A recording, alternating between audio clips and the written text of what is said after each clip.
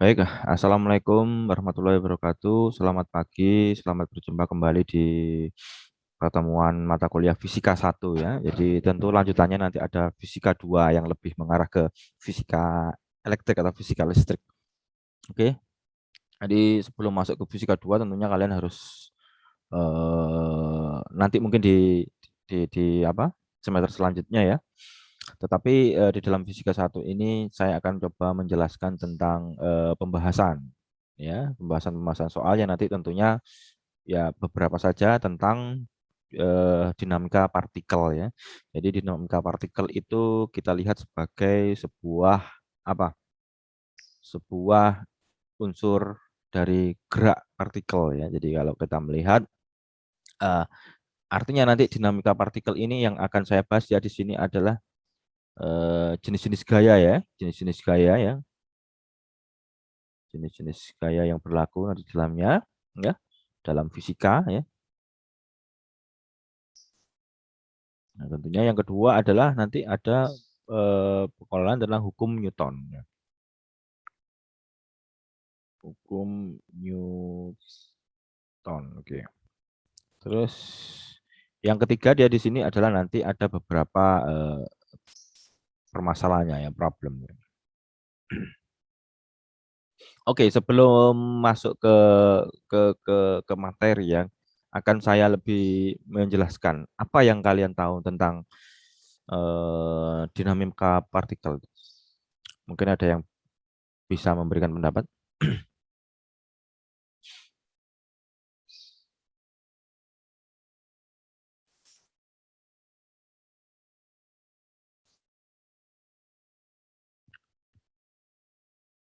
Halo, apa itu dinamika partikel? Ayo coba. Coba silakan dibuka kameranya ya, jadi biar saya bisa mengetahuinya. Coba saya panggil Mbak A. Ini siapa ini kok? Kok Mbak ya ini ya? Iya Mbak, Mbak Yunita, Yunita Oktaviani. Oke, saya pengen tahu apa menurut pendapat mahasiswa ini tentang dinamika partikel.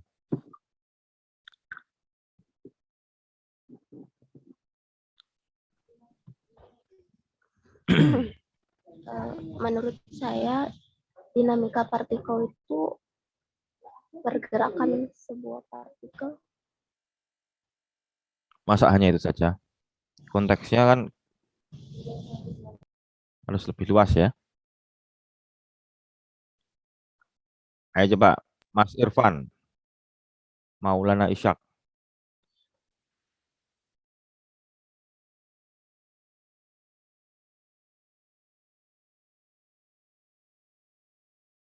Apa itu dinamika partikel?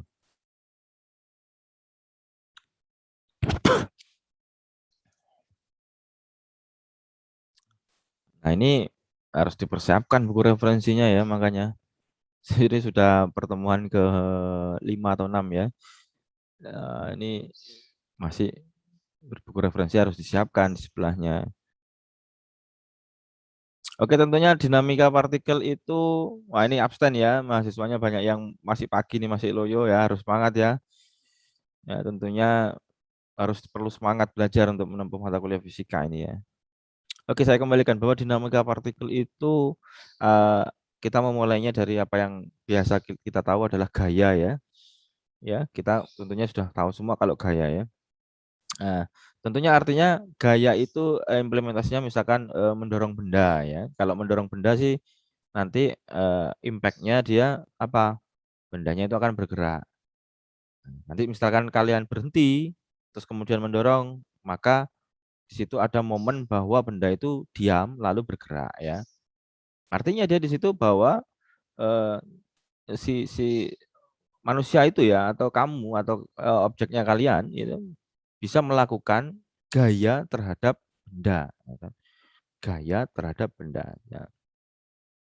Artinya kalau kembali ke konteks dinamika partikel, misalkan dari contoh mendorong benda tersebut, ya kita kan bisa tahu bahwa gaya itu bisa menyebabkan benda bergerak atau sebaliknya ya, benda bisa menjadi diam ketika misalkan kita tahan, kita misalkan mendorong Misalnya kalian kalau punya adik atau keponakan yang masih kecil di dalam di dalam motor-motoran yang kecil itu ya, kita dorong terus kita berhentikan dengan maksud mengerem ya. Itu kan berarti artinya kalian juga bisa menggerakkan dan juga bisa membuat benda itu atau motor-motoran itu tadi bisa mengalami perubahan kecepatan sehingga menjadi diam ya.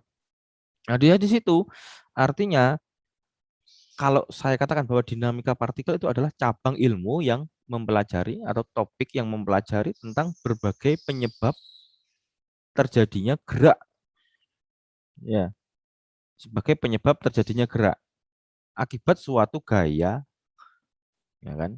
Seperti itu akhirnya. Jadi saya ulang lagi bahwa dinamika partikel dia itu adalah ilmu yang mempelajari tentang berbagai penyebab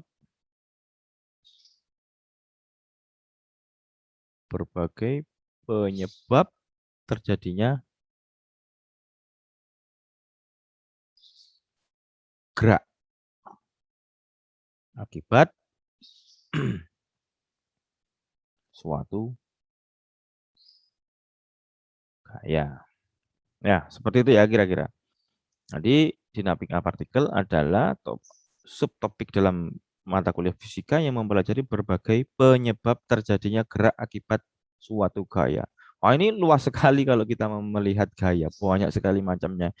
Nah, tetapi nanti akan saya jelaskan yang umum-umum terlebih dahulu.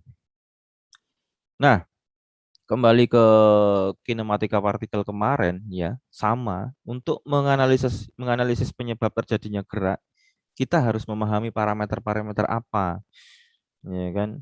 Parameter-parameter apa yang dari gerak tersebut ya. Ya seperti biasa kita lihat dari posisi ya. Posisi di situ ada S. Parameternya ya ini adalah posisi dari S, misalkan kecepatan V. Terus nanti ada percepatan ya. Kemudian juga ada waktu. Nah, seperti itu ya.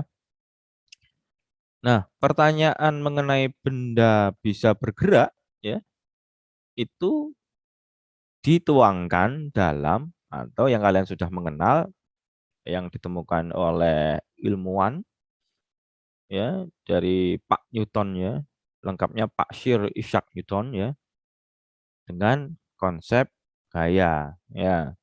Berarti kita sebelum masuk ke parameter-parameter ini tadi, kita harus mengulas atau menjelaskan kembali apa itu hukum Newton. Hukum Newton dan penerapannya.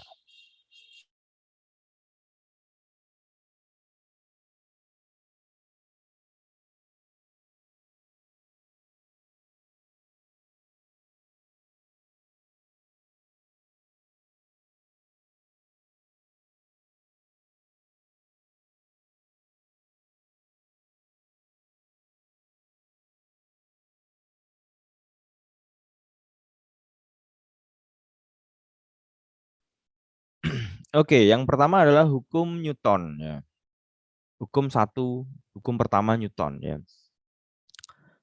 Kira-kira ada yang tahu bunyi hukum pertama Newton ini apa?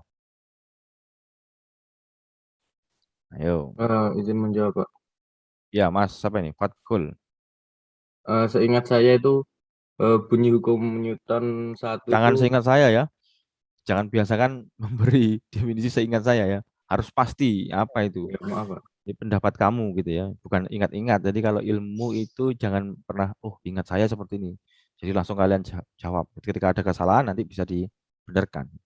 Oke, silakan Mas Fatkul. Eh, Benda tetap mempertahankan posisinya seperti eh, sebuah seseorang yang ada dalam mobil lalu di mobil itu berjalan maka orang tersebut akan tertarik ke belakang Tertarik ke belakang akibat akibat eh, orang tersebut mempertahankan posisinya. bentar. Ada orang masuk mobil. Mobilnya melaju nih ya. Iya, Jalan. Pak. Terus tahu-tahu tertarik ke belakang gitu. Kok kayak di film-film ya? Kenapa kok Dan yang tertarik ke belakang? Kok bisa tertarik ke belakang karena apa? Momen apa? Momen inersia, Pak. Kok sampai momen inersia? Enggak, maksud saya kenapa kok tiba-tiba si orang itu tadi tertarik ke belakang? Karena fenomena apa? Kejadian apa?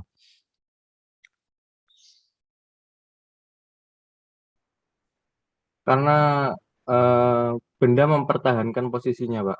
Benda mempertahankan posisinya ya. Berarti Posisinya. karena ada, misalkan kalau naik mobil berarti karena ada laju Laju. mobil yang direm tiba-tiba. Kan seperti itu ya. Ya.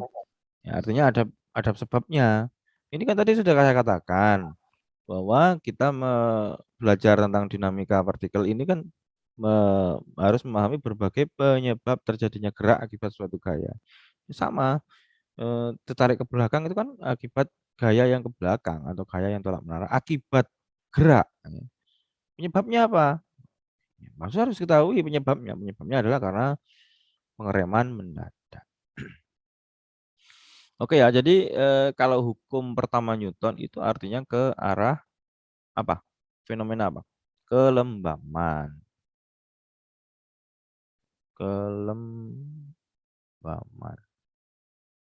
Ya, jadi ketika ada kelembaman, hukum pertama Newton itu juga sering disebut hukum kelembaman. Ya, kenapa? Karena apa? Ketika apabila tidak ada gaya yang bekerja pada benda, ya, jadi mengatakannya adalah seperti itu ya, subjeknya dibalik ya. Ketika tidak ada gaya yang bekerja pada benda, ya, atau bisa dikatakan bahwa resultan gaya yang bekerja adalah nol, ya, resultannya nol. Maka benda tersebut akan diam, diam pada suatu titik atau bergerak lurus beraturan. Paham ya? Ya contohnya itu tadi penerapan hukum pertama Newton dalam kehidupan sehari-hari. Misalkan kita naik mobil dengan yang laju misalkan 100 km per jam ya di jalan tol ya.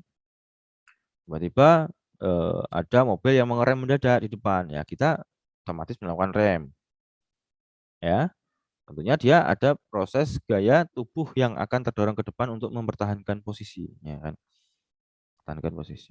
Atau bisa juga kita ambil contoh misalkan ketika kamu atau kalian ya dan teman-teman kalian sama-sama mendorong dengan arah berlawanan ya. Tapi nanti malah justru bendanya itu misalkan diam. Ya. Artinya bahwa apa? Besar gaya yang dihasilkan oleh kamu dan teman-temanmu itu sama. Sehingga nanti bendanya tetap tidak bergerak ya kan. Di situ sehingga benda tidak bergerak.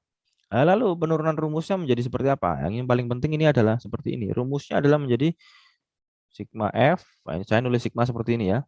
Sigma F sama dengan 0. Artinya sigma F berarti jumlah total gaya yang berlaku terhadap benda sama dengan 0. Satuannya adalah Newton. Di mana dia di sini adalah resultan ya. Resultan gaya yang bekerja pada benda.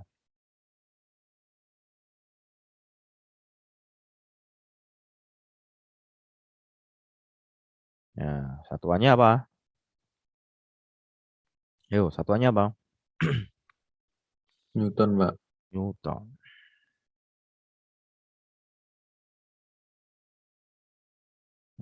Oke ya. Jadi ingat, hukum pertama Newton, sigma F sama dengan 0. Oke, setelah hukum pertama Newton selesai, saya coba mengulas hukum kedua Newton. Oke, ada yang tahu hukum kedua Newton berbunyi apa? Saya Pak izin menjawab. Siapa yang namanya? Ahmad Hakim, Pak. Gak kelihatan ya. Oke, silakan. Hukum 2 Newton itu percepatan dari suatu benda akan sebanding dengan resultan gaya yang ya gitu Pak, yang sebanding dengan resultan gaya. Rumusnya itu biasanya sigma F sama dengan M kali A. F kali sama dengan M kali A. Ya. Jadi sigma. Coba diulangi. Apa tadi? F sama dengan M kali Ya, A. definisinya dari awal. Percepatan dari suatu benda yang bergerak yang sebanding dengan resultan gaya. Oke. Oke ya, saya luruskan kembali ya ini saya tulis di sini aja.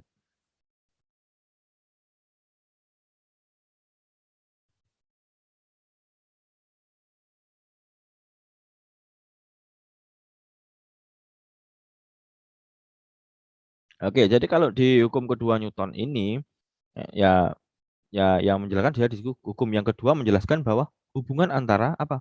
Resultan gaya yang bekerja pada benda ya dengan massa dan percepatannya. Jadi menjelaskan hubungan antara resultan gaya yang bekerja pada benda tersebut dengan massa dan percepatannya. Ya memang rumusnya langsung F sama dengan M kali A. Tapi ingat, dia di situ ada sigma F lagi, jangan ditulis F gitu ya, karena nanti ada F total seperti di situ. Jadi ini yang menjadi jebakan ya di dalam nanti mengerjakan soal-soal di dalam fisika tingkat universitas. Kita suka menyepelekan sigma F ini. Karena menyelidiki sigma F ini juga lumayan susah nanti menganalisisnya karena banyak gaya yang mengenai pada benda tersebut. Nggak asal-asalan, cuma F-nya sekian, tulis gitu ya. Mudah sekali kalau seperti itu. Ya, yang perlu kita pahami secara analisis ya menjelaskan menjabarkan jumlah-jumlah gaya total itu yang nanti akan menjadi permasalahan. Ya kan? Jadi kalau di teori hukum 2 Newton itu apa? Percepatan yang dialami benda nanti akan sama hasilnya ya. Percepatan yang dihasilkan nanti sama hasilnya dengan hasil bagi antara resultan gaya dengan massa benda ya dibalik aja A sama dengan F dibagi M. Seperti itu. Nah, kira-kira implementasinya kalau di dalam kehidupan sehari-hari apa ini hukum 2 Newton? Apa kira-kira? Izin menjawab, Bapak. Siapa? Mas Aditya. Oke. Iya, Pak. Iya. Misalnya kita sedang melemparkan batu dengan gaya dengan gaya tertentu, nanti kecepatan batunya akan sebanding dengan gaya yang kita berikan, Bapak. Ya. Ya, misalkan kalau contoh penerapannya ya, misalkan dia di sini ada kita mendorong gerobak kosong ya. Misalkan dia di situ tanpa muatan ya. Nggak ada kosong ya. Artinya kita mendorong gerobak kosong tanpa muatan dengan mendorong gerobak yang penuh dengan muatan. Ya. Kira-kira di sini lebih berat yang mana? Tentunya ya dengan penuh muatan ya. Hal ini karena apa? Ya karena itu semakin besar beban yang ditambahkan massa itu tadi, maka akan semakin kecil percepatannya. Percepatan ya, bukan kecepatan, percepatannya. Ya. Oke, kira-kira seperti itu ya. Nah, lalu ada setelah hukum kedua Newton ada hukum ketiga. Kalau hukum ketiga ada yang tahu? Izin menjawab, Pak. Ya. Silakan. Bunyi dari hukum ketiga Newton, ketika kamu memberikan suatu gaya kepada benda, maka benda itu akan memberikan gaya juga kepada kamu sebesar apa yang kamu berikan kepada benda tersebut. Ya itu yang dinamakan apa? Fenomena apa? Aksi reaksi. Nah, benar, fenomena aksi reaksi ya. Jadi ya saya katakan bahwa hukum 3 Newton itu adalah sama aja dengan hukum aksi reaksi. Ya, hukum aksi reaksi.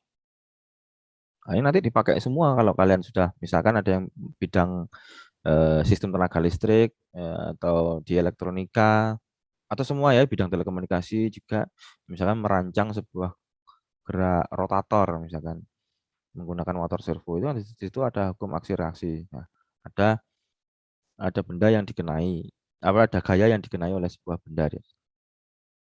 Jadi kalau hukum aksi reaksi dia di situ ketika misalkan kamu memberikan aksi terhadap sebuah partikel atau benda ya maka benda tersebut akan memberikan reaksi ya yang kalau besarannya sih sama namun arahnya nanti akan berlawanan.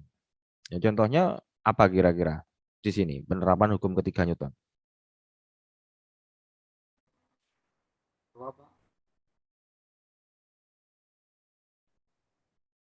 Contohnya apa? Misalkan. Ketika mendayung perahu, Pak. Gimana? Ketika mendayung perahu. Mendayung. Coba yang keras suaranya nggak jelas. Ketika mendayung perahu. Ketika mendayung perahu. Ya, gimana ceritanya kok bisa masuk ke hukum 3 Newton? Itu kita memberi aksi mendayung ke belakang, kemudian reaksinya perahunya ke arah ke depan, jadi kebalikannya, Pak. Oh, oke. Ya, ya kira-kira ya seperti itu juga ya. Ya ada juga misalkan kita kan berjalan di lantai juga. Itu sudah masuk ke hukum 3 Newton, ya. Artinya kan kaki itu misalnya kamu memberikan gaya ke lantai, berarti dia di situ arahnya nanti ke belakang. Namun kita memberikan reaksi ke depan. Nah, seperti itu ya. Sehingga nanti bisa kamu menjadi ada proses momen kesetimbangan dia di situ. Bisa bergerak dan melangkah nggak jatuh ya. Ada juga misalkan apa ya, skateboard misalkan. Skateboard. Kalian naik skateboard di atasnya terus tapi megang tali yang terikat di dalam sebuah tiang ya. Ya, jadi di sini misalkan saya gambarkan ada tiangnya ya, di situ. Nah, ini manusianya. Ini ada skateboardnya. Bentar. Nggak bisa ya. Nah, di sini ada skateboard. Ya, ini misalkan skateboard ya, di situ di sini ada talinya ya. Nah, kira-kira seperti itu. Ketika kamu bermain skateboard, misalkan kalian sambil menarik tali, apa yang terjadi? Ya, di situ ada gaya aksi. Gaya aksinya adalah ke kiri di sini.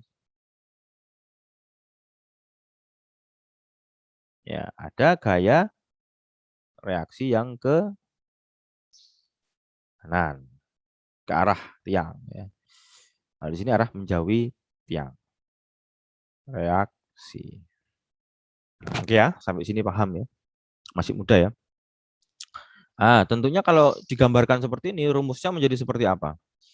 Ada yang paham? Izin menjawab, Pak. Iya, oke. F1 sama dengan F2, Pak.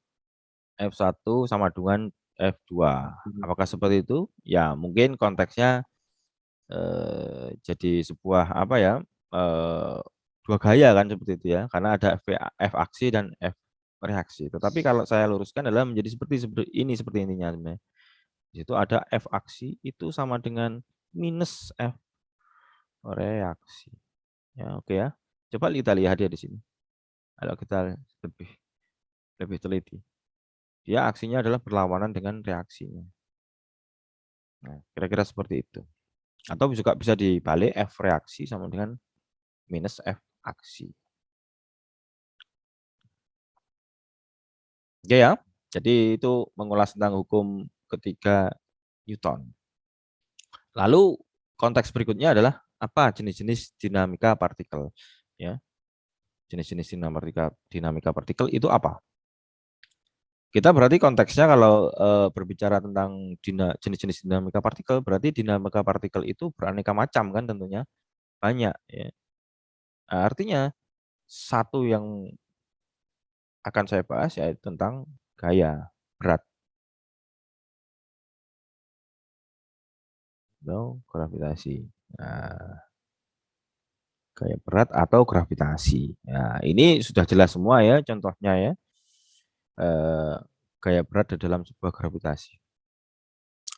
Misalkan konteksnya dalam berat badan aja misalkan. Misalkan berat badan si A misalkan beratnya 45 kilo ya. Sedangkan berat badan si B, ya ini saya tulis di sini ya. Di sini ada A dan B. Nah, di sini ada 45 kilo. Di sini ada 60 kilo. Nah, ini contoh berat ya. Kalau berat di dalam fisika itu berbeda dengan berat badan. Nah, ini yang saya katakan adalah berat gaya berat ya, gaya berat atau sebuah gravitasi. Kalau ini kan berat badan. Nah, kalau seperti ini arahnya nanti ke apa? Massa ya. Bukan seperti itu ya. Ini saya jelaskan bahwa terjadi ke pemahaman yang keliru terhadap sebuah berat dan massa. Nah, kalau gaya berat itu yang dimasukkan ada di sini adalah gaya gravitasi. Misalkan benda yang akan jatuh di dekat permukaan bumi itu dia mengalami gaya gravitasi yang sama dengan percepatannya. Jadi nanti gaya gravitasi ini analog atau selaras dengan percepatan. Nah, nanti besarnya adalah berapa? Yang kalian pahami? 9,8 ton per kilo. Biasanya sih dibulatkan, tapi nggak boleh ya kalau dibulatkan. Harus kita detail bahwa 9,8. Nah, lalu gaya gravitasi itu apa ya? Gaya yang dilakukan oleh bumi terhadap setiap benda yang ada di permukaannya. Ya jelas ya kalau contoh penerapannya kalau gaya berat itu ya yang gaya berat atau gaya gravitasi ini ya misalkan kita terjun payung ya. Tentunya kita kan jatuhnya ke bawah kan ya. Ada penahannya dia di situ ada gaya ke atas akibat tertahan oleh sebuah terjun payungnya itu tetapi adalah momen gaya ke bawah ke bumi. Nah, itu rumusnya menggunakan rumus apa? Gaya berat gravitasi.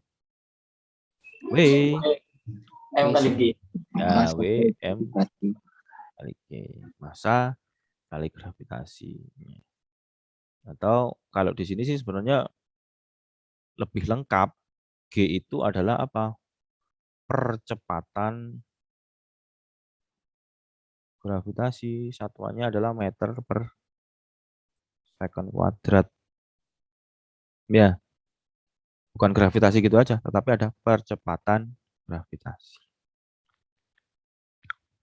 Oke, jenis dinamika partikel selanjutnya yang saya bahas adalah gaya normal. Nah, gaya normal. Apa itu gaya normal? Jadi ingat ya. Oke. Gaya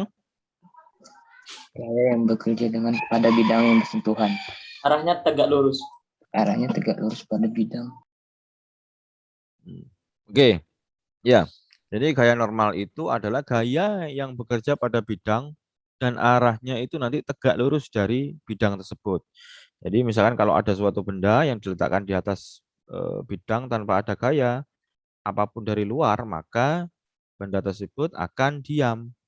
Ya, maka besar gaya normal yang sama itu nanti akan terjadi nilainya ya maksud saya, akan nilainya sama dengan gaya berat bendanya. Nah, jadi dalam menyelesaikan persoalan di dalam dinamika partikel ini nanti harus ada proses investigasi tentang gaya berat, gaya normal dan gaya-gaya lainnya nanti ya. Jadi kalian harus memahami persamaan-persamaan seperti ini. Nah, tentunya kalau di dalam rumusnya gaya normal itu adalah apa? Ya karena normal ya saya tulis N gitu aja. N sama dengan W sama dengan massa kali percepatan gravitasi. Ya karena di sini sebenarnya ini saja.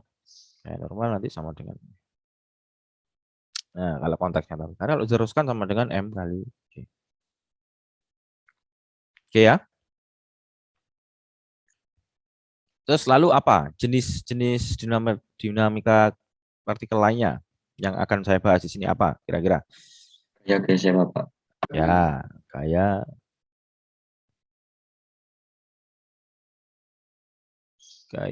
gesek. Ya gesek itu apa? Ada yang tahu definisinya? Gaya bekerja karena ada gesekan, Pak, antar kedua permukaan, sentuhan. Ya, tentunya gaya gesek itu ada juga bermacam-macam ya, yaitu ada gaya gesek statis dan gaya gesek kinetis. Ya, saya bahas tentang gaya gesek statis dulu ya. Di sini saya tulis di sini aja GG statis.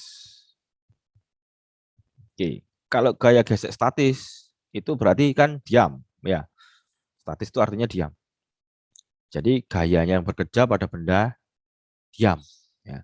Karena apa? Besarnya gaya gesek statis itu nanti merupakan hasil dari apa? Hasil dari koefisien gesek statis dengan gaya normal. ya melibatkan lagi gaya normal. Jadi saling berkaitan gaya dinamika partikel itu antar unsur-unsurnya. Jadi gaya gravitasi, gaya normal, gaya gesek itu saling berkaitan di dalam sebuah penulisan rumus. Saya tulis menjadi seperti ini. Fs sama dengan koefisien gesek kalikan dengan ton. Gaya normal maksudnya di sini. Ini saya hapus ya biar nggak rancu. Nah, seperti ini. Artinya dia di sini adalah Fs ini adalah besar gaya statis. Fs ini adalah besar gaya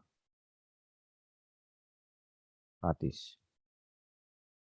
Kalau mu s adalah koefisien gesek. Koefisien gesek statis. Terus ada n tadi adalah gaya normal. Oke, yang selanjutnya adalah gaya gesek kinetis. Nah, kalau gaya gesek kinetis ini berarti adalah apa? Gaya gesek yang bergerak pada benda bergerak. Ya, gaya yang bergerak, gaya yang terjadi pada saat benda bergerak. Ya, berarti dia di situ pertanyaannya adalah sama rumusnya, cuman berbeda notasi aja dia di situ. FK sama dengan mu K kali N. Nah, seperti itu. Nah, di situ FK berarti gaya gesek kinetis. Tapi mu K adalah koefisien gesek kinetisnya. Nah, oke ya, sampai sini paham ya. Nah, itu nanti mungkin di penerapan di soal nanti biar lebih mantap. 4, yang kemudian apa? Kira-kira gaya apa lagi? Gaya katrol. Ya. Gaya katrol atau tegangan tali. Nah, kalau gaya tegangan tali juga ya mungkin jarang ya kalian sudah menyaksikan orang menimba air menggunakan sumur ya. Sekarang pakai pompa air semua. Kalau zaman dulu banyak sekali. Ya. Jadi dia di situ kalau misalkan kita menimba air di sumur ya, ada tali yang menghubungkan, mengkonekkan antara dari timba ke tangan kita ya. Ya, dia di situ berarti ada tegangan tali dia di situ. Gaya yang bekerja pada tali itu disebut juga gaya tegang atau tegangan ya, tegangan tali gitu ya. Nah, arah gaya ini nanti tergantung pada titik di mana kamu melihat. Nah, kalau rumus gaya katrol ini sama menggunakan seperti ini, sigma F dengan M kali A. Masih menggunakan seperti itu.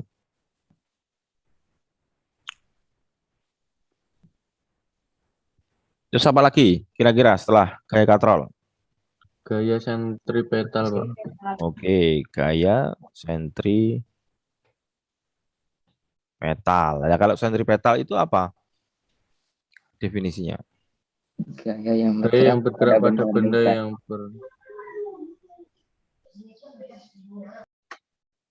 Gaya yang bekerja pada benda yang bergerak melingkar. Gaya yang bekerja pada benda yang melingkar. Nah, itu bisa juga ya. Misalkan contohnya kalau di komedi putar itu ya, kalau kalian di pasar malam itu, yang permainan anak-anak, yang itu kan juga ada gaya yang berlaku yang bekerja pada benda yang bergerak melingkar. Nah ini kalau dalam sebuah rumusnya adalah menjadi seperti ini. Fs sama dengan M kali AS.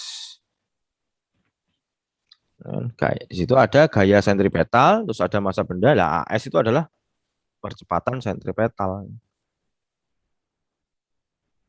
Percepatan sentripetal.